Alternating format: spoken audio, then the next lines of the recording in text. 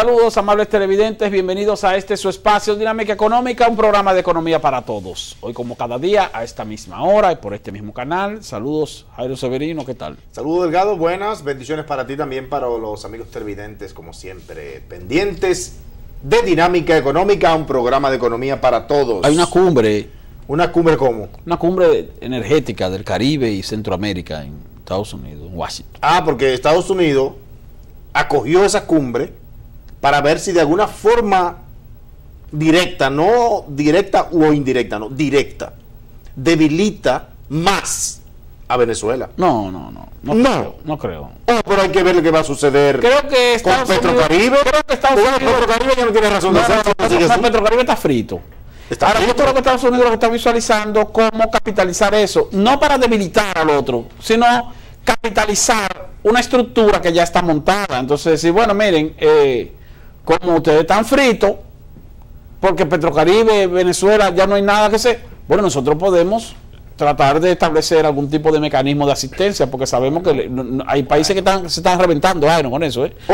Entonces, no creo que sea para debilitar, sino para capitalizar o aprovechar ese espacio. Bueno, esa es otra, que está dejando. Desde otra perspectiva. Lo mismo, pero todo lo contrario. O sea, Estados Unidos lo que busca, a mi entender, es fortalecer su liderazgo ante los países de Centroamérica y el Caribe, tratando de plantear algún tipo de asistencia que sirva de paliativo a los efectos negativos que está teniendo la disolución del Petrocaribe como ayuda, la disolución como automática. Ayuda energética. Sí, automática, exactamente, porque Venezuela está quebrada y los precios de los combustibles están por el suelo en términos comparativos para justificar el financiamiento. Entonces, bueno, qué mejor momento para eso. Pero no creo que para debilitar, porque ya Venezuela no hay que debilitarla más, Jairo. ¿Qué va a debilitar? ¿Qué es lo que va a debilitar? Venezuela ya Venezuela tiene que dejar que caiga por su propio peso. Bueno, y la testarudez de un hombre como Maduro se ha puesto de manifiesto. Bueno, Jairo, es que tiene que terminar su periodo. Bueno, pero el asunto está en que él, independientemente de que tenga que terminar su periodo, la Constitución también prevé la revocatoria. Entonces, se supone que el pueblo está reuniendo firmas para solicitar al Tribunal Constitucional que emita la sentencia para que haya un referéndum. Eso está en proceso. La figura existe. La figura constitucional existe, ciertamente. Pero yo nunca he estado de acuerdo con que los presidentes lo saquen antes de tiempo. Yo tampoco, pero si hay que dejar que termine su periodo. Es que son 6 años y le quedan 3. Le quedan 4 años. No, 3 son 6, tiene 3 ya. Entonces. Bueno, no, espérate, sí, porque. Elección, reelección. Recuerda que Maduro fue reelección.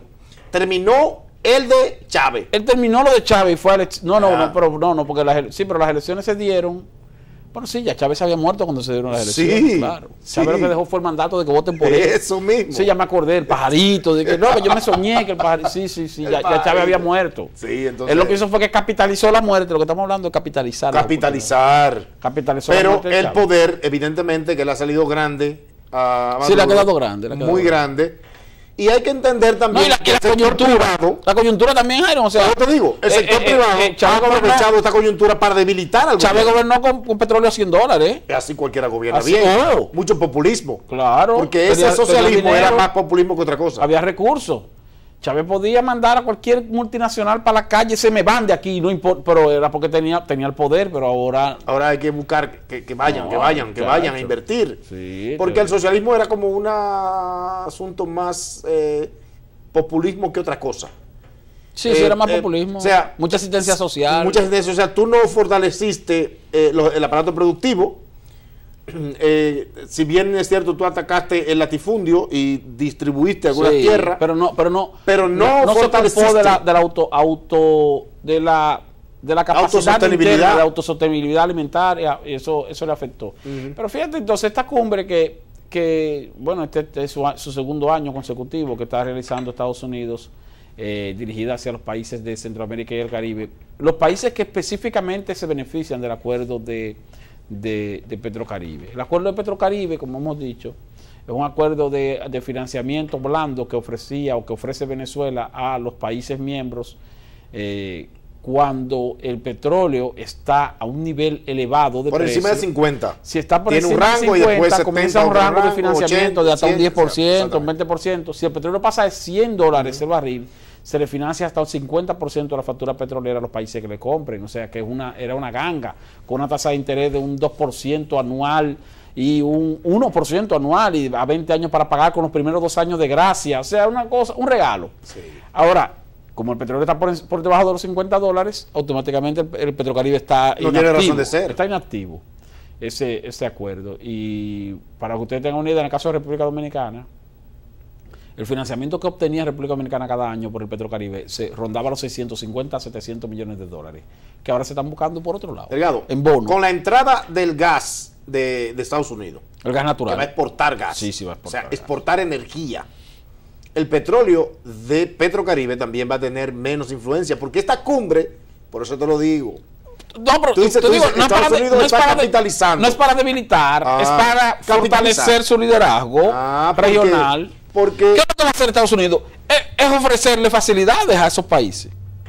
Chávez, cuando estuvo en la palestra durante sus gobiernos, Trató de consolidar un liderazgo regional que le benefició. Y si Chávez no muere, porque Chávez en medio de esta crisis le iba a ir mejor que Maduro.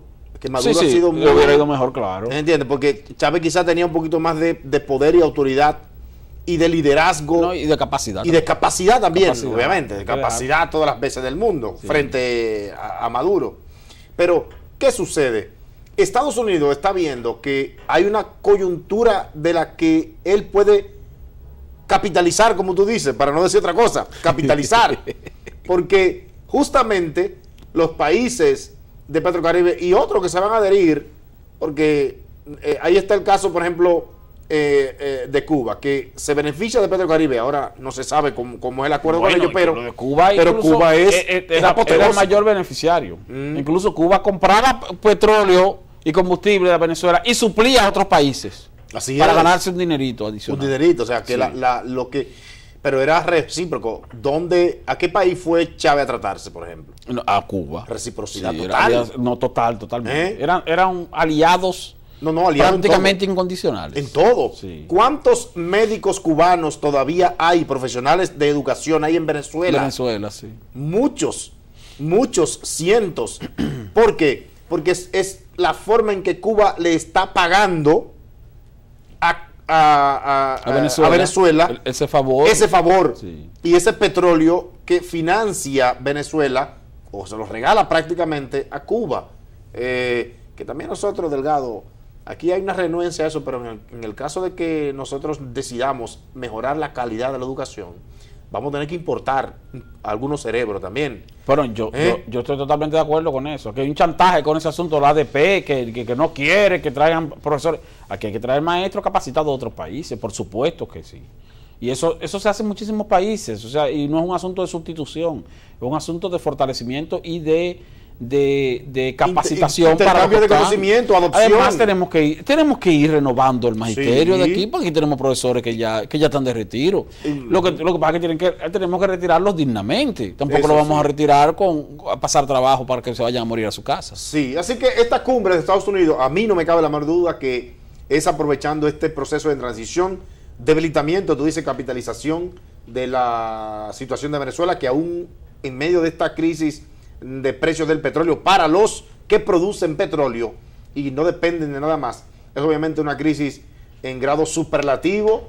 Estados Unidos sabe que será aún más fuerte en la medida en que comienza a explotar el gas natural. Para nadie tampoco es un secreto que Estados Unidos ya no es la potencia hegemónica del mundo, que cuando se crea el grupo de G8 y el G20 es porque se sabe que hay otros competidores importantes, que los países BRICS, como le llaman, también tienen una influencia importante en el Producto Interno Bruto del mundo. O sea, Sí, que pero Estados Unidos sabe hay algún que tiene debilitamiento que... ahí en los britos, ¿sabes? Bueno, pero es básicamente por Brasil. Por Brasil. Por Brasil. Sí, no, y China también, o sea que China... Bueno, pero China es un el crecimiento gigante. de China, sí, es un Sí, gigante. se ha ralentizado, pero China es un gigante India ni se diga, Sudáfrica ni se diga, Sí. y No, Rusia está ni se claro, diga. está claro. O sea, son gigantes.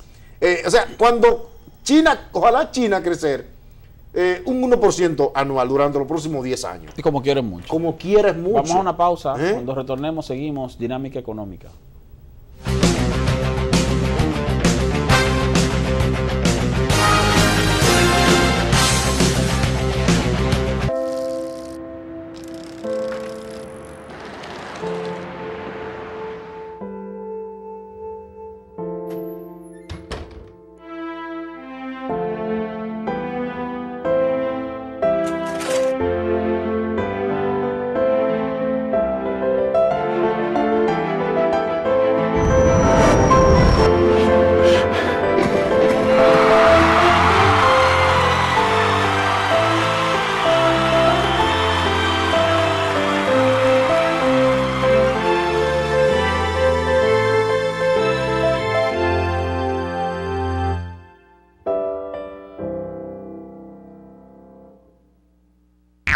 ¿Para qué sirve la política monetaria? Llegó el esperado momento de comprar tu vivienda y tienes que solicitar un préstamo hipotecario. Pero te encuentras con una economía con posibles debilidades, en la que el valor del dinero podría subir o bajar sin control. La inflación podría tragarse tu sueldo si es muy alta, o quebrar tus negocios si es demasiado baja. Y las tasas de interés podrían variar tan rápidamente que te daría temor tomar ese préstamo que necesitas. En fin, que no habría estabilidad ni confianza en la economía para que puedas realizar tus sueños. Para evitar esa situación, el Banco Central tiene la responsabilidad de hacer política monetaria, aumentando o disminuyendo la cantidad de dinero que circula en la economía para adecuarla a la demanda real, mantener la estabilidad de precios, garantizar el valor del dinero, controlar la inflación y cuidar que las tasas de interés se correspondan con la dinámica del mercado. Porque en una economía estable y confiable, puedes convertir tus sueños de hoy en tus logros del mañana. Campaña de Educación Económica y Financiera del Banco Central de la República Dominicana. Por la estabilidad y el crecimiento.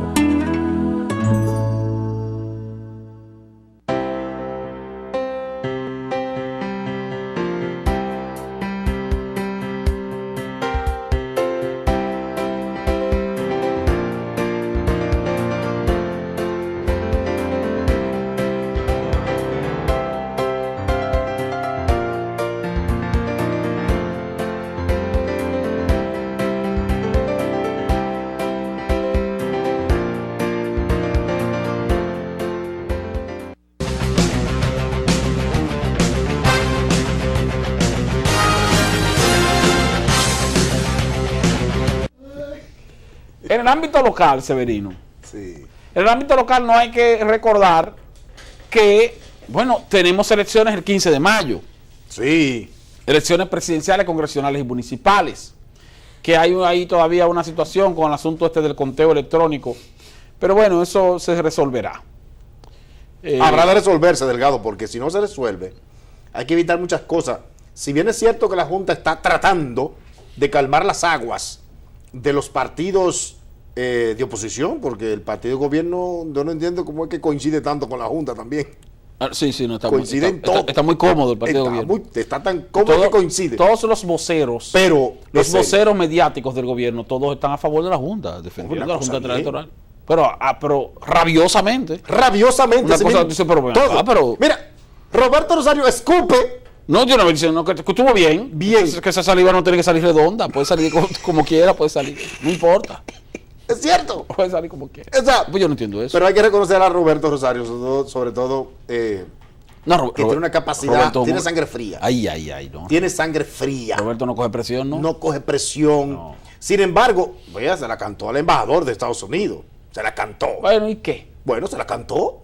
Porque aquí con un aire de nacionalismo rancio. Eso no tiene que Bueno, ver con, pero eso no se tiene la que ver con cantó. defensa de la soberanía. Pero ese no es el tema. Mira, Jairo. El tema es el Es siguiente. el conteo también. En el primer Se puede armar un lío, Delgado, y tú lo el sabes. gobierno, Se pone un lío. el gobierno para este año programó un déficit operativo. Un déficit operativo. Es decir, la diferencia entre lo que le ingresa y lo que va a gastar para el funcionamiento del gobierno un déficit operativo, aparte de los compromisos de deuda, de 75 mil millones de pesos. 75 mil millones de pesos, más o menos. Entonces, en los primeros 3 meses de este año, en enero, febrero, marzo, ya el déficit operativo del gobierno estaba en 39 mil millones.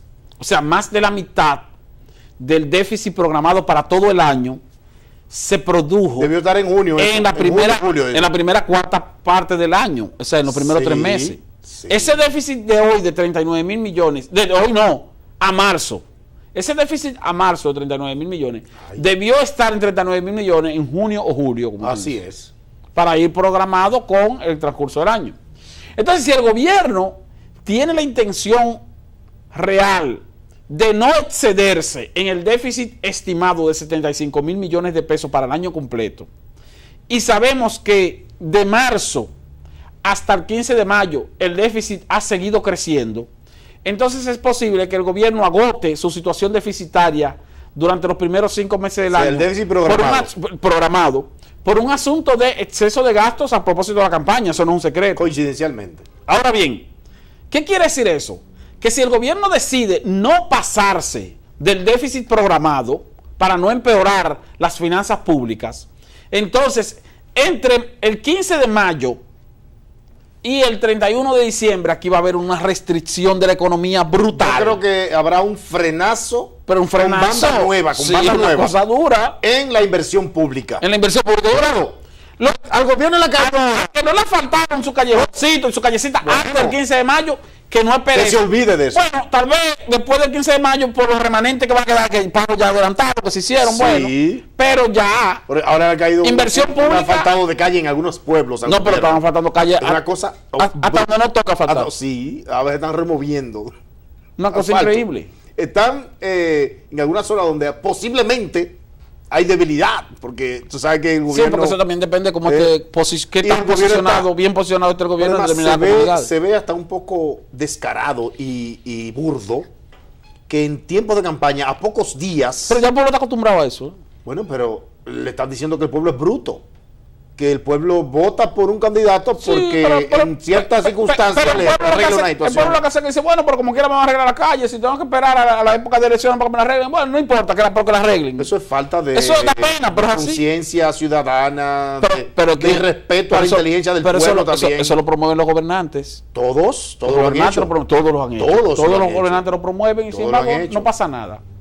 Hablando de eso, mira, Jairo, también hay que ver la rendición de cuentas. O sea, tú sabes que el Ministerio de la Presidencia, el Ministerio de Hacienda y su Departamento de Crédito Público son muy diligentes en cuanto a la publicación de los informes que tienen que ver con ejecución presupuestaria y los informes que tienen que ver también con el nivel de endeudamiento.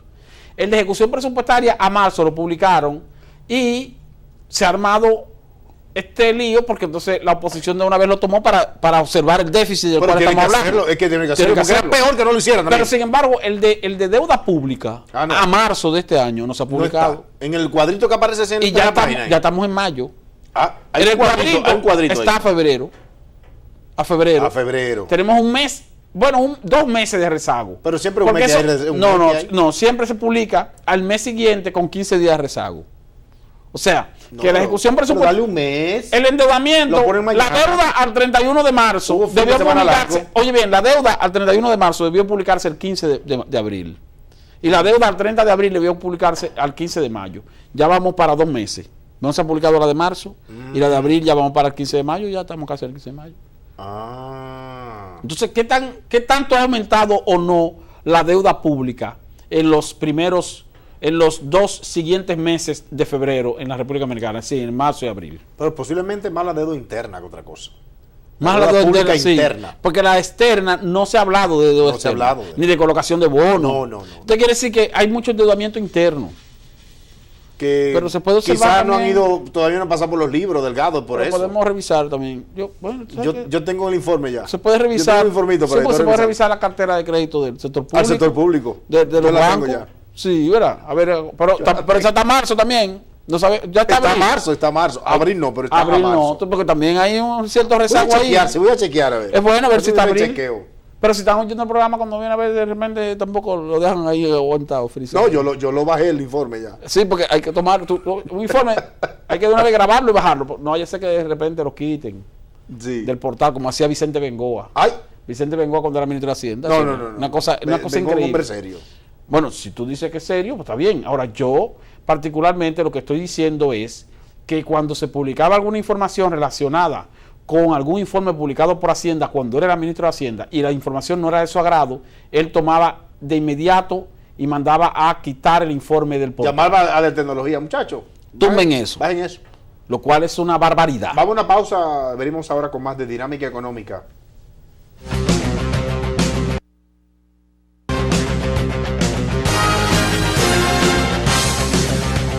Para ti, ¿qué es el gasto responsable? Para mí es cuando uno paga lo que debe, porque hay que ser serio con el dinero. Por ejemplo, mis padres me pagaron mi educación superior de sus ahorros. Por eso, aunque me encanta comprar online, cada gasto que realizo, pienso bien en lo que cuesta pagarlo. A mí desde pequeño me enseñaron a ahorrar. Para mí un gasto responsable es cuando uno hace un gasto justo para seguir ahorrando. Yo tengo mi tarjeta de crédito, pero me manejo con la de débito y así puedo controlar los gastos de mis ahorros sin deudas innecesarias y mantengo un buen historial y mejoro mi crédito. Controlando tus gastos responsablemente, obtienes más beneficios de tu tarjeta de crédito. Ahorrando poco a poco y evitando las deudas, obtienes más libertad económica. Superintendencia de Bancos de la República Dominicana. Ya no hay que hacer malabares. Móntate, múdate y resuelve con los préstamos de la Nacional, con tasas fijas y sin malabares. Así de fácil lo vas a lograr. Compra tu vehículo, tu casa y resuelve lo que desees. Financiamientos disponibles con tasas fijas desde 1 hasta 5 años. Oferta disponible en alnat.com.do. Ciertas condiciones se aplican. Asociación La Nacional, tu centro financiero familiar, donde todo es más fácil.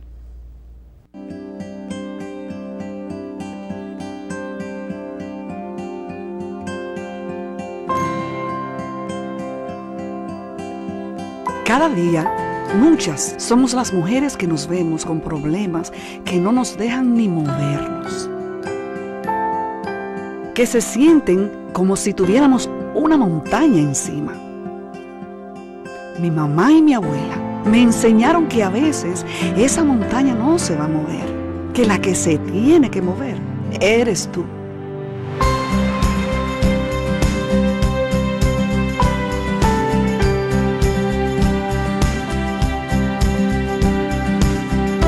Ellas movieron grandes montañas para que yo llegara a ser lo que soy hoy.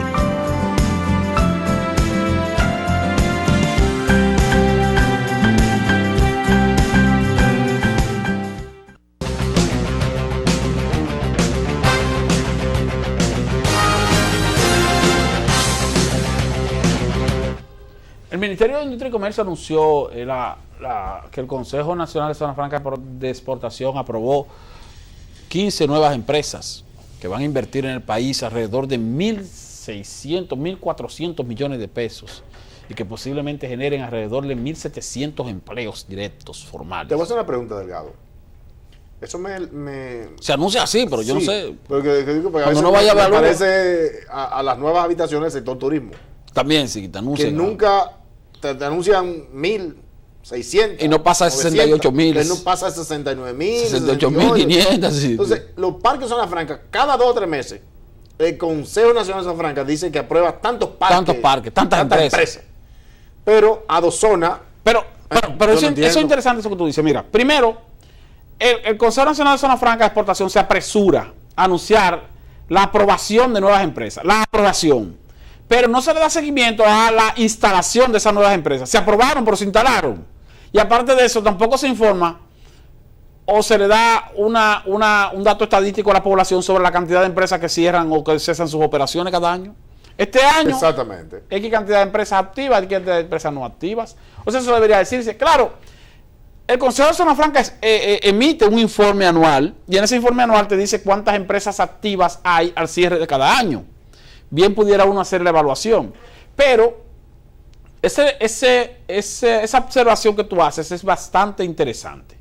O sea, se anuncia la aprobación de X cantidad de nuevas empresas que van a invertir X cantidad de dinero.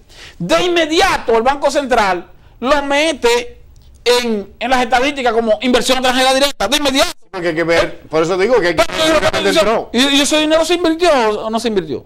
Mira que en el primer trimestre de este año la inversión extranjera directa creció un 29%, de acuerdo con el Banco Central, pero fue con base en anuncios. Con base en anuncios, que se anunció un nuevo hotel, que se anunció un nuevo proyecto habitacional, hotelero, y entonces, de una vez, que ellos dijeron que van a invertir 40 millones, anótalo ahí. Ya tenemos 40 millones de inversión extranjera. Pero espérate. No, pero yo no creo que sea así. No puede ser así. No puede ser así. Vaya así. Que no puede ser así. Bueno, pues si no es tú así. no puedes contabilizarlo con lo entrado. ¿Y cómo tú verificas que ya entró? No sé. ¿Cómo se hace la verificación de que ya entró? Que ese dinero que la inversión extranjera directa este año fue tanto, y ese dinero entró y se registró y se gastó y se pagaron los impuestos correspondientes y todo. ¿Dónde están los datos de eso? Eso se hace con base en un levantamiento de observación. Bueno, pero es cierto lo que tú dices. Sí. A mí me causa un poco de duda que contabilicen algo que es solo un anuncio. No se debe. O sea, por seriedad y por respeto al país. No, pero tal vez esa es la metodología. Porque bueno, pero no quiere decir que cualquiera viene y anuncia 1.000 millones y nunca invierte nada. Bueno, pero si se dura 3 años invirtiendo. Pero se registra, si tú la registras, si tú registras la inversión, haces la solicitud correspondiente. La inversión extranjera hay que registrarla ante el Banco Central, porque el Banco Central es que tiene que ver con la ley, la aplicación de la ley de inversión extranjera. Entonces, cuando una empresa va a invertir, tiene que hacer el registro correspondiente. Ahora, eso no quiere decir que haya invertido el dinero. Hace el registro, llena todo el papeleo y entonces ya el Banco Central automáticamente lo registra.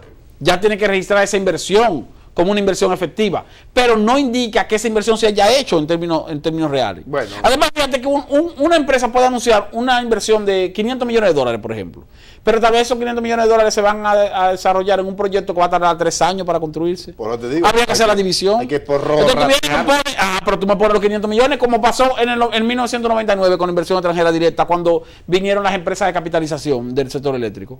Entonces la inversión extranjera se disparó en el 99. Sí. Pero con registro, porque esa inversión no se hizo en el mismo año. No.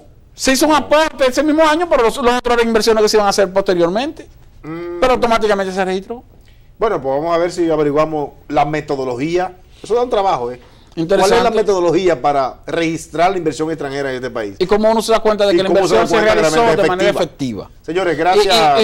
Y un levantamiento interesante también en lo que hemos hablado del sector turístico. O sea, cuando se habla de la generación de divisas del sector turístico. Así es. ¿Qué cantidad de dinero entra efectivamente y qué cantidad de dinero simplemente se queda como registro del estimado de lo que se gastó? ¿Y cuándo vamos a pasar 70.000 habitaciones? Ay, no. Señores, gracias por el placer de su sintonía. Hasta una próxima Dinámica Económica.